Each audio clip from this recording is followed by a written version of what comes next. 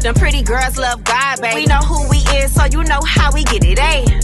Them pretty girls praise God, baby. You know whose I am and you know how I get it, eh? Hello my godly babes, welcome back to our channel. Thank you so much for joining me on my journey to godliness, holiness and all things Jesus. Today I have my sister here with me and she's gonna introduce herself. Another week, another dollar. So my name is Dia and I'm 24 years of age, and today I'm joining my older sister on her YouTube video. Oh Dia, what do you do? I'm a missionary and I'm in the beauty industry, so hence the another week, another dollar caption, because that's what we do. So we have a godly babe beauty that we do together. She does lashes, nails, waxing, all the beauty stuff, and we sell wigs on here too. This was also supplied by us, and she's the fourth of my mom. I was almost the last one. The last one just kicked me off from my and technically we are half sisters because we don't share a dad. So how do you feel about us being half sisters?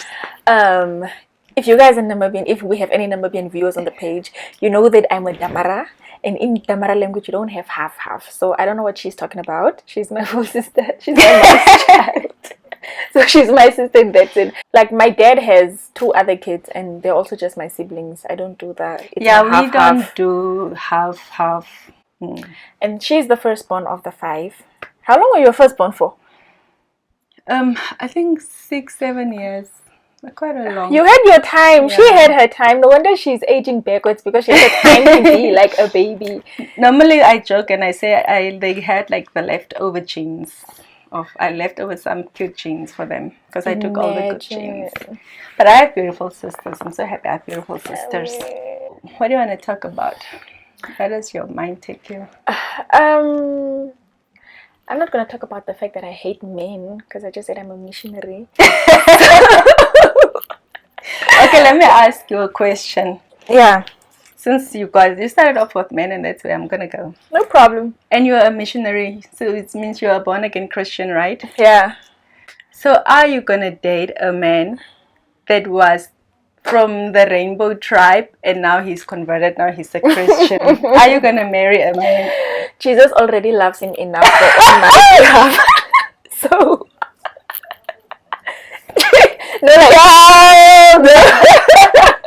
Jesus loves him enough on my behalf, so I will give him the brotherly love, but intimate or relationship or dating or anything, unfortunately, no, it can never be me. No. Mm-mm. Sure. No. Oh, how our testimonies are, and all of us have been through a lot. I've done wild things. So I'm just thinking that I expect the next person to accept me with my testimony and my story and the things that I did. Will you also be able to accept someone that's coming from the rainbow tribe? Like, will I be able? And I don't know, it's something I'm battling with because I can't see myself. Let me tell you a short story now. So I used to be gay. No, honestly, like I used to be gay, like growing up. I think I used to cheat on my first boyfriend with a girl. Imagine. Yeah, I used to be gay. The person was even there when at the hostel. Then I was staying at the hostel, then a tomboy girl, that's the person. Okay. Yeah. And I used to tell the person, like, you know, we're going to hell, right? Imagine we're in the the convictions are hitting. Yes, like I'm that person. So I would be like, you know, we are going to hell, right? Like, you know, this is wrong, right? So it has always been a thing of, I'm very homophobic. I need deliverance from that. So me pursuing a relationship with the LGBTQ plus alphabet, it won't work. It won't. Even if a guy is converted, is born again, blood washed, baptized, speaking in tongues, but you just know it was part of his. But the guy did. No.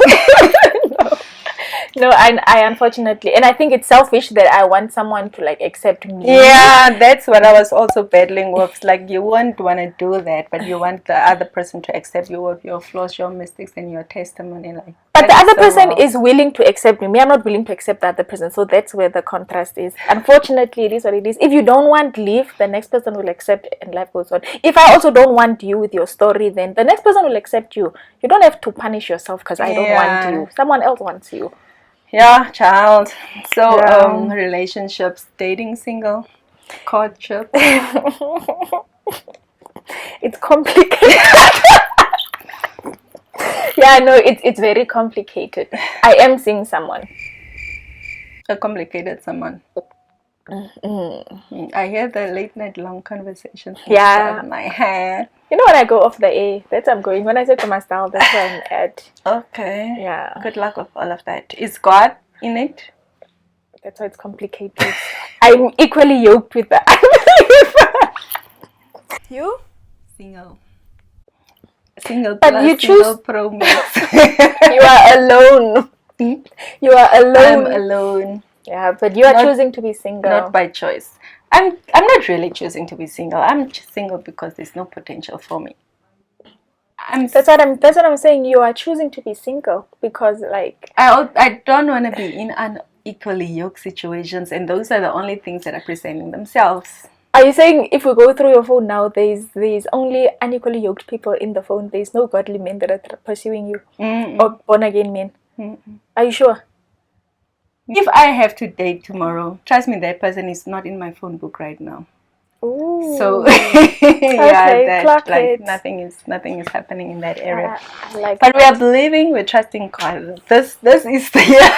So this is the year. I'm gonna date. I'm gonna marry, and all of those things. Yeah, no. I want to chop rice, guys. Please have a Nigerian themed wedding so I can chop rice properly. Nigerian thing. I'm gonna be like Alice in Wonderland. You all wear like ball gowns and crowns and. Nigeria has ball gowns. I wear a Nigerian ball gown. Come on, Niger face bit. My dear. The Lagos hairline. The Lagos hairline. Yes. But if it's a Lagos hairline, the frontal has to be cheap because after that, there's no use for the frontal again. The frontal must be cheap. I feel like by the time I get married, cheap is not going to be in our vocabulary because that's part of the package. Like the man must be a kinsman's redeemer for our family and stuff. Like come and take us out of. You see, this is my problem. If a man gives me, let me say, 15K for the week, ne? Now I want to buy a cheaper wig. So he must just go to the shop and go buy the 15K wig. And then, he must just pay for it. He must not give me the money. Because if you give me the money, obviously then it's going to be expensive. But now it's my money. That is now under root of the poverty mindset. So we can go in that direction. Because when you talk about cheap, someone's going to give you money to buy a wig that's 2,000 and you're going to go and buy a wig that's like 500. That's a poverty mindset. So where does that stem from? I'm talking about the lace.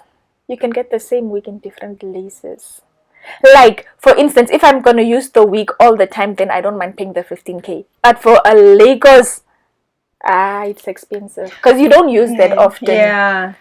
I would feel like, even if I have 10,000, I'm not going to pay 500 for, certain things. And I was like, why am I like that? But you have the money and you can do it and you want it, but you just want to pay. Because I feel like it's way too expensive. I'm like, I can do other things with that money. And that's where it's like caused from a root of poverty. And knowing that we grew up in poverty, it's like something we have to take out. Like you have to be active about getting out of it, out of your mind.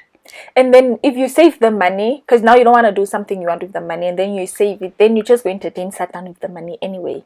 What do you mean? Like for me, let me speak for myself now. This is YouTube, guys, but it is what it is. I'll save money, name. That's why I'm best friends with 32-day accounts now. I'll save money. I'll be like, that gin is too expensive. That what, and it's something I really want. But if I go into the liquor shop, none of the liquor on the shelves is it's not expensive. I will buy it. I will bet, and I know myself how much. I don't even want to check the price. As I'm swiping, I look the other side because I don't want to see the money is going off most. So I started like to be disciplined. I have to deposit all the money in my 32-day account, and then I already plan for the money so that when it's released, I know what I'm doing, and then I just withdraw what I need, and then I keep the rest there. Because I also give a lot. You ask me for money when I have money. That's one of the good qualities about you. Take my dear. How do you feel about growing up in poverty? Now I have to calculate my answer. I don't like poverty, and poverty must die, guys. You must uproot it out of your life in Jesus' name. Like, and every time I go somewhere, I actually realize that I'm poor. Life will humble you. I'm like, okay, I'm poor. Like when I was in Cape Town, the people around would be like, let's go thrifting or and then it felt so bad. Me and my sister always had to like stay because we don't have money. I'm willing to do what it takes to get the poverty out of my bloodline. It has to go. What do you think you need to do that you're not doing?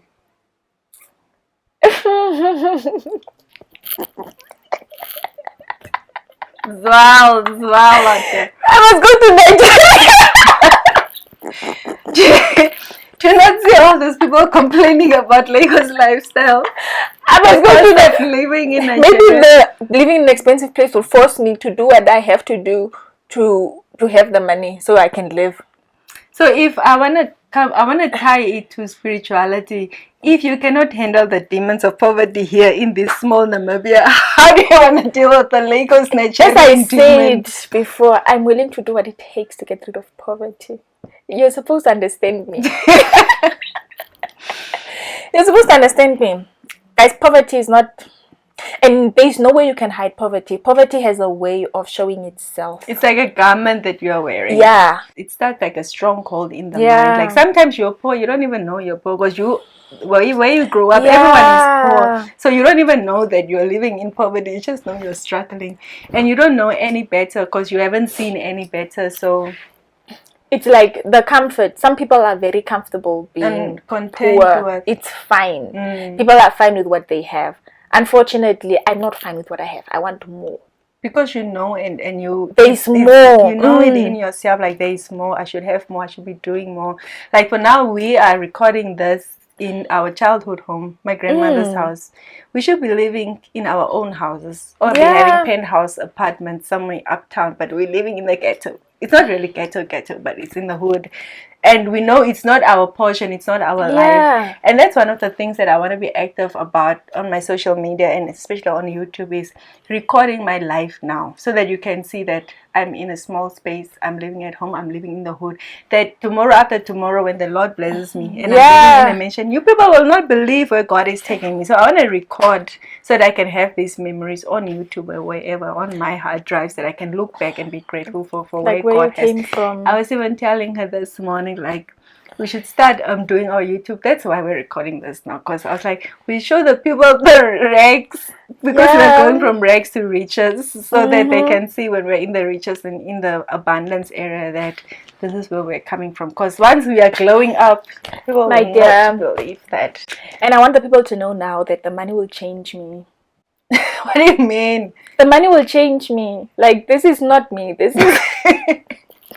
I'm just this because I'm poor. Oh, Jesus. The money will change me. I don't know if it's going to change me for the better or for the worse, but it is going to change me. That's a fact. I know it. I can feel it in me. The person inside in my bed. For me, I feel the money is going to change the outside, not the inside per se. Because definitely, I'll also be having that Lagos hairline with the 30 inches buzzed down. And I like things. I like fine clothes. Nice I like things, yeah. Yeah, that's why I love that scripture in Isaiah where it says the wealth will not be hidden, it will be given to you for a whole lot of food and fine clothes and fine food. So we are praying for abundance, we are praying for wealth, we're praying for prosperity, and that is our portion. And we will walk in those things. I wish eventually. Like the money can just fall from heaven, like the Like manna fell. Yeah, like just like God can like say sprinkle and then just give you like a box of money. You can wake up like and then you touch your pillow and then there's just like pounds, like I don't know, 100,000. Yeah, the way the occultic people are doing it. The occultic people took it from Godmos. Nothing is new under the sun. Like the occultic people got it from the manna. Even that's my problem. Like that's why you're going to be a slave queen. It's not even a secret. Yeah, it's in you. You like nice things, but then I feel like you used to be around people a lot. You used to like people, before you were born again. Like you liked people, and then when you got born again, I feel like people distanced themselves from you, and then you had a hard time. Like there was a specific time in your life where it was hard for you, and then you saw who was there and who was not. And then I feel like when God opens doors for you, you are not going to be that into people anymore. You are going to have like your people that these are my people, and then you're going that to one be or two, like I used to yeah. have a big circle of people always around me, and then when I go through hardships, God reveals, and Yeah. God uproots certain people. So now I know who my people are. Well, if it's just like one or two people, like, and I'm good with that. And it's Yeah. more like quality over quantity also. No hundreds. Yeah, so Yeah, so obviously the ones that are gone are going to most now want to be back in the picture because people wanna, associate with good things out there. yeah. So people are gonna show up in your life, and then I know at this point you're going to be like, no, Yeah, oh, that's a hard no. No new friends. I can pray for you. Yeah. I can pray Let me for tell you. you about Jesus, but we cannot be friends. You can't sit at this table. No, you cannot sit with us. How do you feel about the fact that I'm single? I'm not happy. It makes my heart very heavy that you are single because Now, why are you not connecting when you're with your single brethren? they are. It then will be the No, the unequally born yoked again situation. ones. You don't have any born again. You're asking me about. I have born again friends. I'm sorry, guys. Ooh, I don't should not. Kabe Maria Wama Kunki. Okay, Like we are all suffering. translate. So, Let me put it in my words. Like I have born again friends that I can like link her up with, but they are all still suffering, so I cannot add suffering on suffering. what type of person do you see me with? Like, who do you want me for? You're like, what type of a man, persona, character? Like, you know what I want, but like your vision for That's what I me. wanted to say. That's what I wanted to say. You have a type most now that you want, and then I also have a type. And For the me. types are totally different. How open? Serious? Let me know. I'm attracted to a beard that is black. Very much so. Now, your type cannot grow a black beard. That's the problem. Okay. Yeah. Okay, know what? Pause. I know you are a prophet. I want you to speak from your calling. Then yes, that will work. So one day when the person comes, you can look back at this video and be like, "Is she really called to be a prophet to the Don't touch me nation?" now. Now I'm in the waters. in the waters. But the brother might not be white. The brother might just be light skinned or a God black forbid. man. Oh. You see, you are forbidding God. That's the problem now. The brother might be a black man. Okay. And the brother might be a wealthy black man. Yeah. Okay. Is that all? And maybe you are single because you are searching somewhere else for something that you have a type was. Okay, besides now his skin tone and his wealth, what other qualities are there that we're supposed to look at?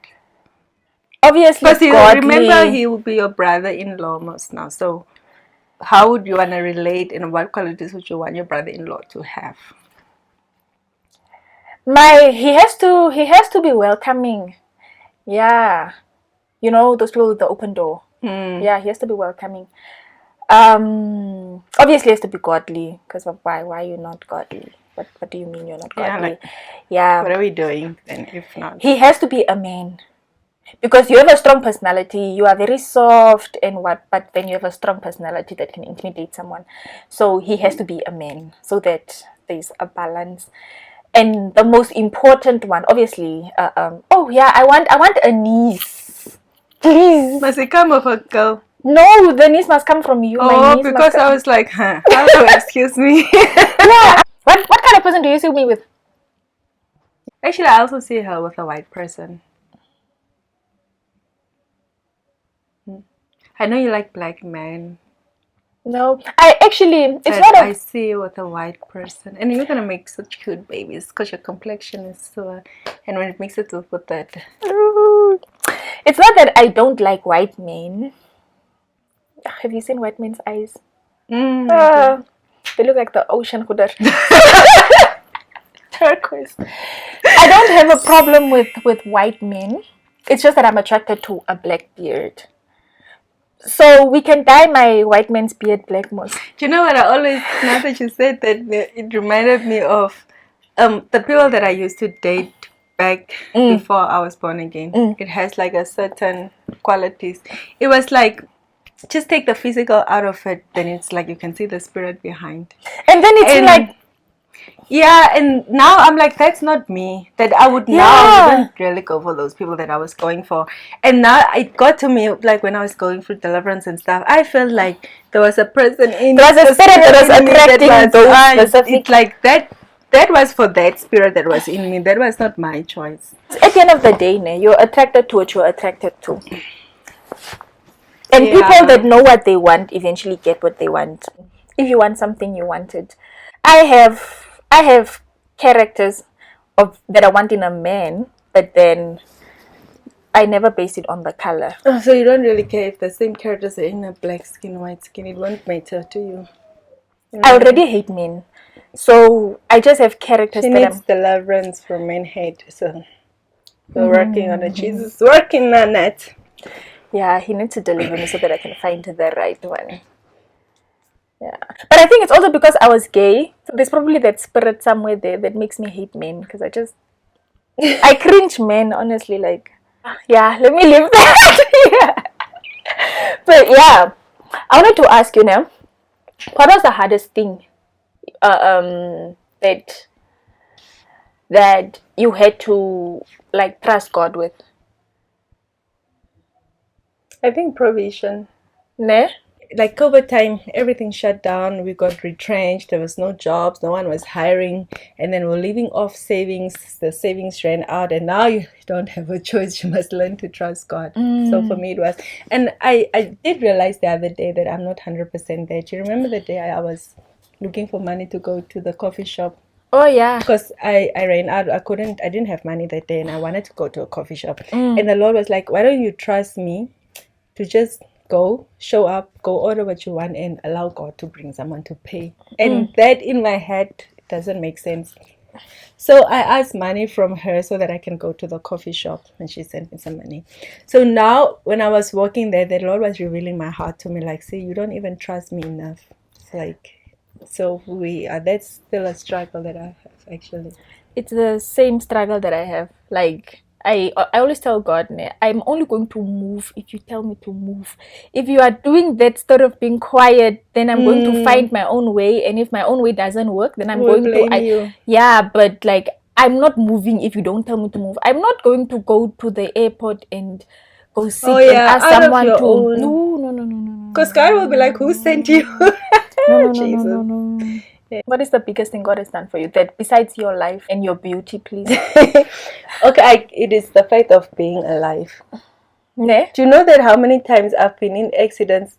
Like, if I could look back, Satan tried to kill me so many times. So many. There are so many nights that I was driving back home drunk and then falling asleep behind the wheel. I remember there was one specific day. I could see a big Audi Q7. I just saw like lights flashing and the car went like this. That day I could have been dead. There was a day I was Lord.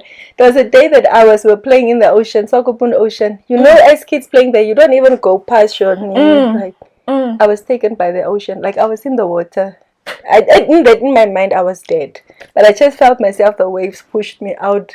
Sure. There I was dead. I was in a car accident where the car rolled many times, where I got all these scratches and marks on me. That's the same time I was bumped in Godlybabes by a car. And then my mom came was when you were in the accident. And then when she was here, I was bumped the other side.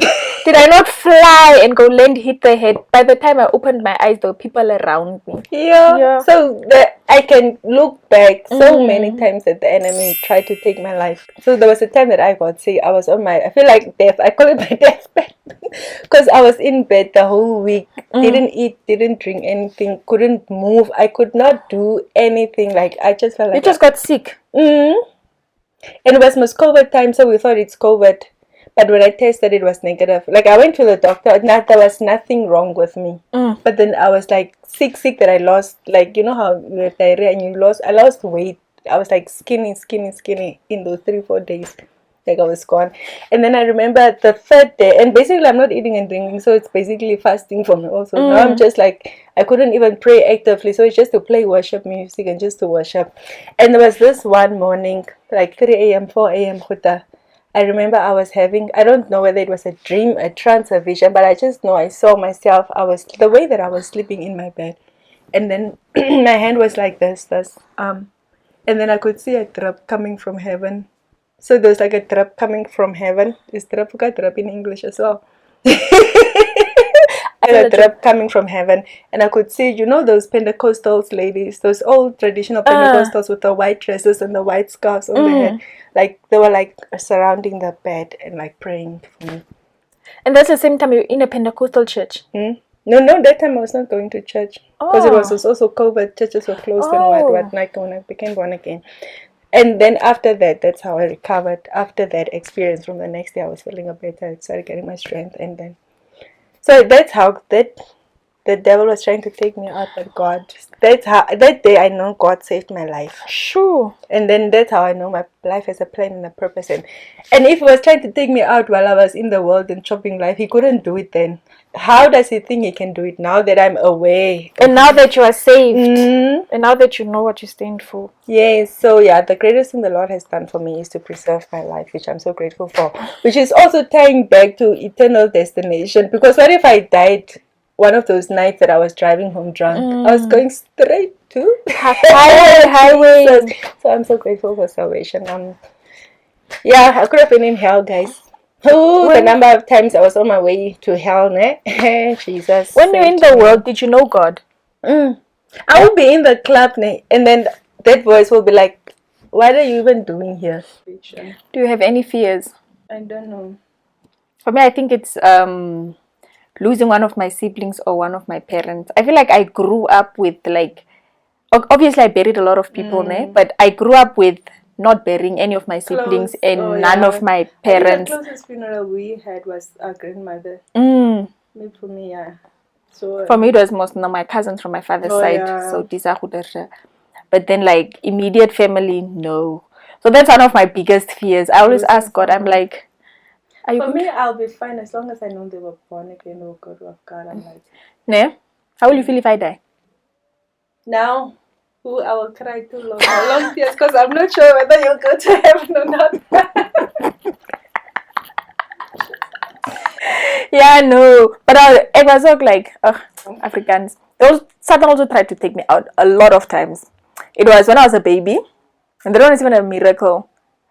Yeah, and then the accident when I was bumped by the car. And then, when was it? The recent accident last year even. And then I got sick once in Okaincha. I almost died. And the doctors are telling me they cannot see anything. Wrong. And me, I'm dying, literally, like, hey. I was like, yo. But then one was like the scariest because, like, my aunt could even see that, this child, like, we have a big problem. We went to the hospital.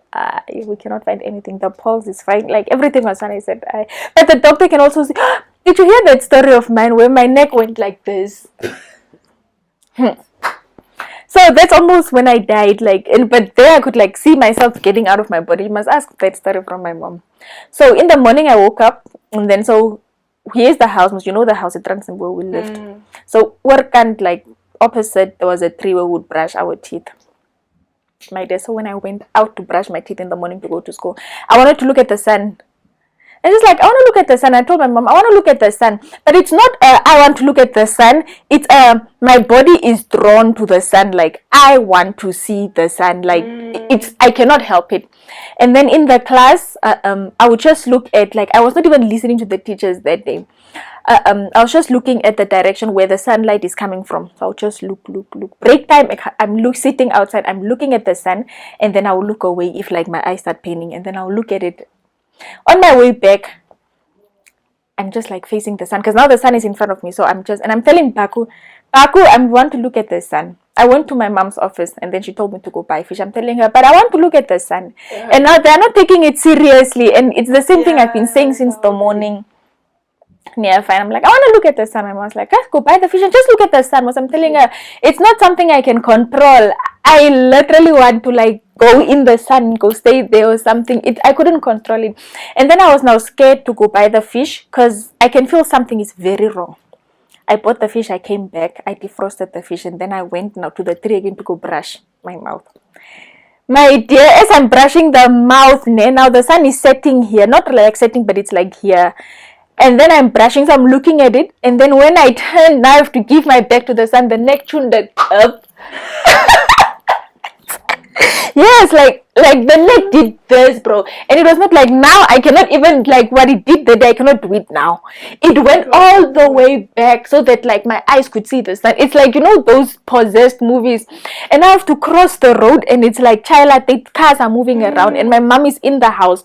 My mom, Graders and Papa, they're in the house, like cleaning the fish up. So there was this seat outside the yard. So I crossed the road, I sat there and I started calling, Mama, Graders, come help me, guys. And then Graders came running. I'm like, bro, like my neck is stiff.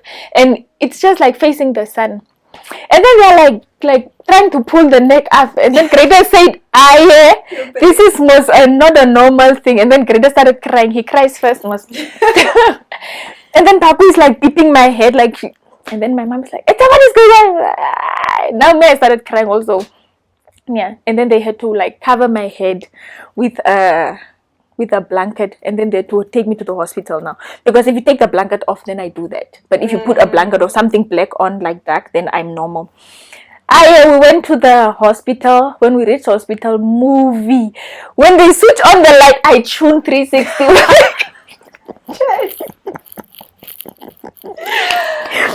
When the light is off, I'm fine. Now even me, I'm scared. I told my mom, her uncle was a pastor. I told her, call Uncle Cross over there and come pray. And then we're waiting for the doctor. Now the nurses are scared. Everyone is scared.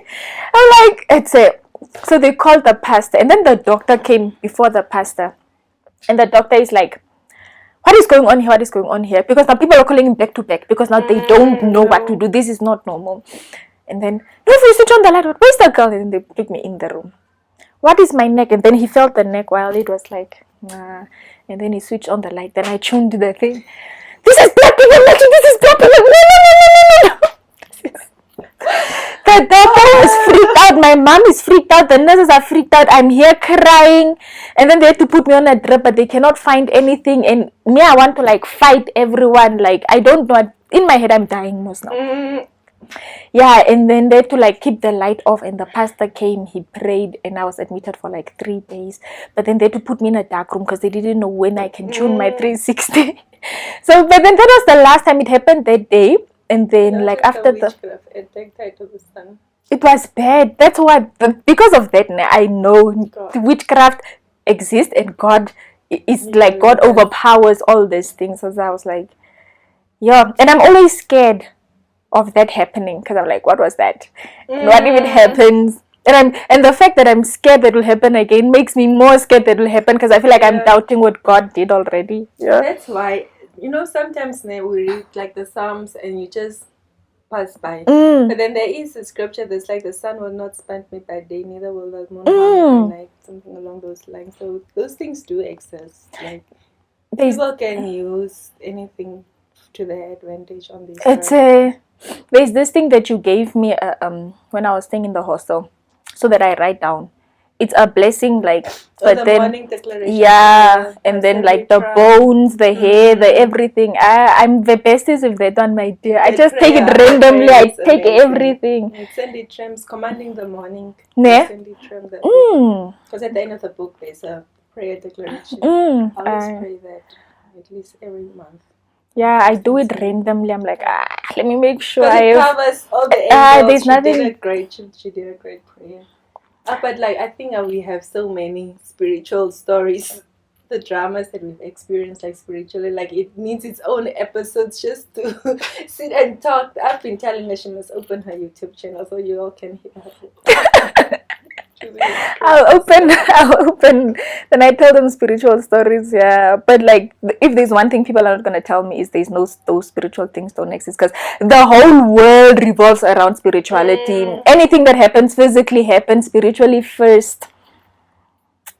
So coming back to the question of what am I afraid of, at this point I don't know anymore, because everything that I was afraid of happened already. So now I'm like.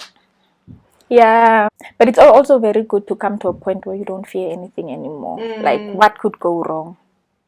And then I have this consciousness of, You know, my favorite thing about God is the love of God. I know God loves me, and that's one thing that is so grained in my head that my life revolves around it. Yeah. So if God allows something, if anything happens to me, it's like because God allows. The question then is why, and then how do I deal with it, or how does God want me to deal with it? Because now What I'm are you at that trying to stage. teach me through? You know, I'm always at that stage of, okay, this is happening. Sometimes things will happen, my dear. I'll come into my bed, lay down and sleep. Yeah. Like Even Jesus slept through a storm then. Yesterday I was sharing, I saw a quote, a meme that said that I don't have father wounds. Was it father wounds? I have mommy issues. I don't have father issues. I have mommy issues. How can you relate to that? I feel like my mom had her own trauma. And she had her own things. Like she grew up in a toxic home as well from her own mother. Her mom was toxic as well. So it's just like a generational cycle. And then she was involved with men that were not there for their kids, like my dad now. I don't have father issues. No, I love my dad. So he was not a providing father. So my mom had to be the mother and the father. And then I think the thing with your dad is he was present. He showed you love, attention, affection. It's just that financially he was not but there. he was present. And then my dad also, like, he shot at my mom 4 times most while we are living. Oh yeah. Yeah, so all these things, like, they changed my mom's character. And then now sometimes she was stressed and then she would take it out on us, the kids. So I feel like she had her own struggle and then she made us struggle as well. Yeah, so if I have to say where does my strongest trauma come from, my dad gave me none. Oh, besides the drinking and snoring at night, that's trauma, guys. Yo, that's I'll never take a man, like I will never marry a man that's not, never ever. But then trauma came from my mom. I have physical scars on my body that came from my mom. So even if it's healed, sometimes you just remember and you're like, but did you really have to beat me up like that, you know? That you had to get like, so, yeah. Imagine like Baku, she has most of the scar here. It came from my mom. Fredas has a scar, it came from the mom. So, like, yeah. And still now, I'm trying not to be triggered. Because I can go toe to toe with my mom if we have to get into an argument. Yeah, I've seen that so many times. Yeah, so I try not to be triggered because it's when I'm triggered enough, then I respond, and then I make it my personal mission to inflict what you're feeling. Then so I do it back. You are not healed actually if you're being triggered. So I try not to be triggered. So usually if I see that things are starting to shake in me, then I take myself away from it. Yeah. For me, I feel like my dad was providing financially, but he was not present. But then when he was around, he was like loving and kind. So for me, it was fine. Like I would see him as many times or as often as I wanted. I was always free to go to his house and stuff. So I knew my dad, and if I needed something, he's there. Yeah, he'd always give it to me. And then the trauma is also from the mother's side of the family. Jesus. In the process of healing and healing myself and going through a spiritual journey with God, it was more a thing of forgiving without getting an apology, for my own peace of mind and for my own sake, and then staying out of people's stories, people's dramas. And the thing with them also, if they have an issue with me, they will talk there. No one is going to come confront me. And I don't know why that is. Like, but for me, that's a good thing, because as long as you don't speak to me, you don't have a problem with me. So, yeah. I think what keeps me from not arguing with my mother's side of the family is because I did not grow up with them. So it's not people that I know. So usually when they have like confrontations and things like that, I just look. Because these are the same people that will argue, and then 2 days later they are cool, and then you get involved and now they have a common enemy. Yeah. So I just stay out of their things. Yeah, that's the same with me. If my father's side of the family argues, there I can pick a side, but I don't really pick a side. I just don't want them to fight. I also stay out of their things because it doesn't work. So closing off, I want to encourage anyone that's watching this video right now that actually spirituality is real.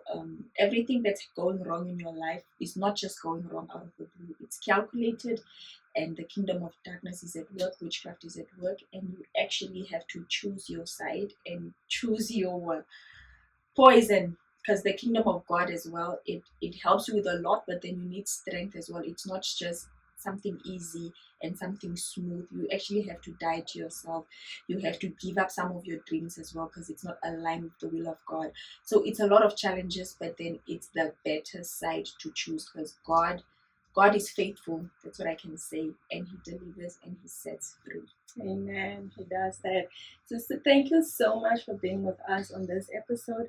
Would you please like the video, subscribe to my channel? My sister's going to have her own channel, and I'm going to link it down in the description box. So guys, please go and subscribe. You'll hear crazy, amazing stories that's going to build your faith, that's going to make you laugh, and I'm sure you'll just love her content. So please go and subscribe to her channel as well, and see you next time. Until then, peace.